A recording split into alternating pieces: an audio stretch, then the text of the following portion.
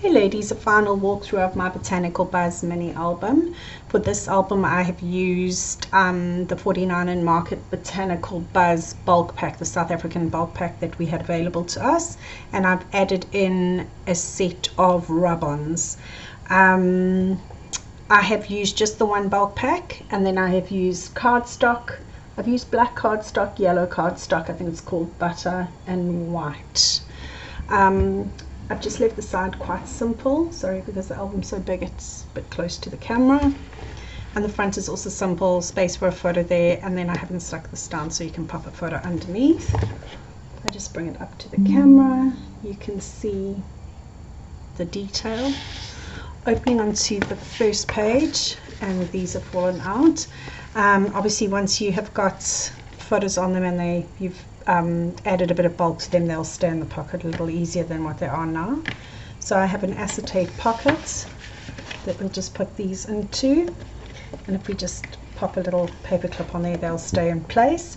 But basically what I've done is just showed you what I've done with leftover cardstock. You can do whatever you want in there. Opening onto the first page, and this is the first time I've actually used acetate as a protective, purely as a protective page. I've not used it for anything else because all the little bits are so fine, these little stems. I decided to put in the acetate just to protect it, because otherwise it would rub against the opposite page. So first page we have this little pull out, so space to put photos back and front. It's magnetic, that also pulls up because it acts as our closure. And then we have got little mini waterfalls inside, which I have done nothing but just put a little bit of the I think these are advertising strips that I've used. So there's space alone over here, 2, 4, 6, 4 to 24 plus the base page, so heaps and heaps of place for photos. This is a pocket page album, so there's also space for a pocket page if you want to, or you need to add an extra. Sorry, that was a bit silly of me. It's defeating the whole object, isn't it? Okay, turning on to page 2 and 3. Again, I've put in just the protective page. And these I did as like a double page layout. And they're pretty similar, just decorated differently. So on this side we have space obviously for photos, and the embellishments are layered, so as you lift up you get a different kind of view. I haven't done anything with underneath because you're just going to add photos. And then on this one here I've also, there's space where you can add photos or journaling, and if you want to you could also add a photo underneath. This side is exactly the same, just decorated differently, but this one I just showed you where I put the photo. Okay, moving on to page 4 and 5, so also relatively plain. Also got the acetate sheet just to protect all the little bits. These pop off so that you can fold them, you can do whatever you want in them, and they are attached by magnets. So you don't have to use magnets, you could stick them down. They have been a bit problematic, I'd say. This one is also, so you can pull it out, but they pop back in quite easily, I think.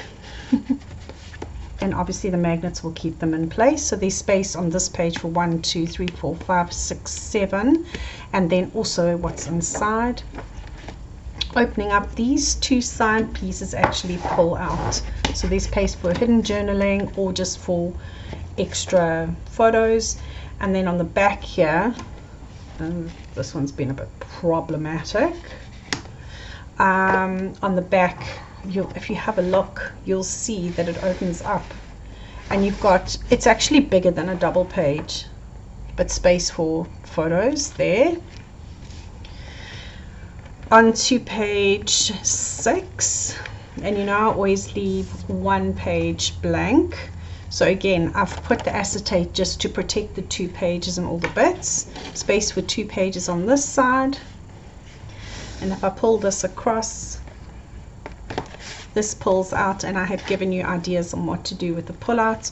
So just simple hexagons with a space where you can put photos. I've also put rub-ons here. If you don't have the rub-ons, you can do other bits and pieces, showing you on this side what to do with all your leftover bits of paper. There's not a lot left of the bulk pack though.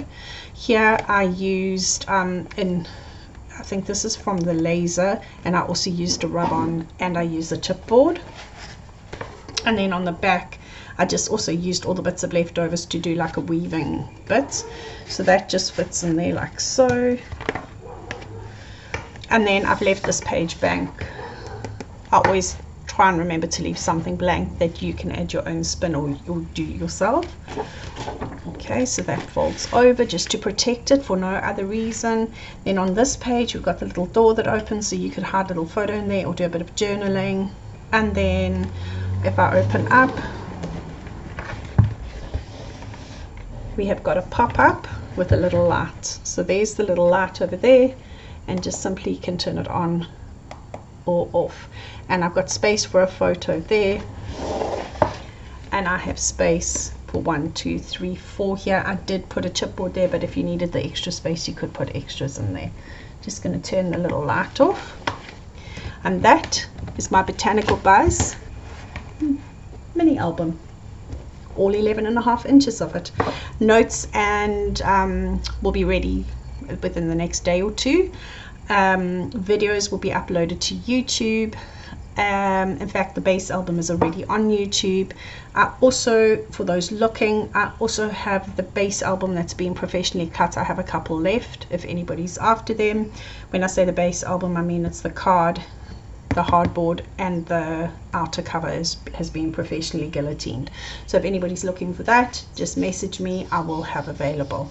Hope you enjoy what I did. I had a ball making it.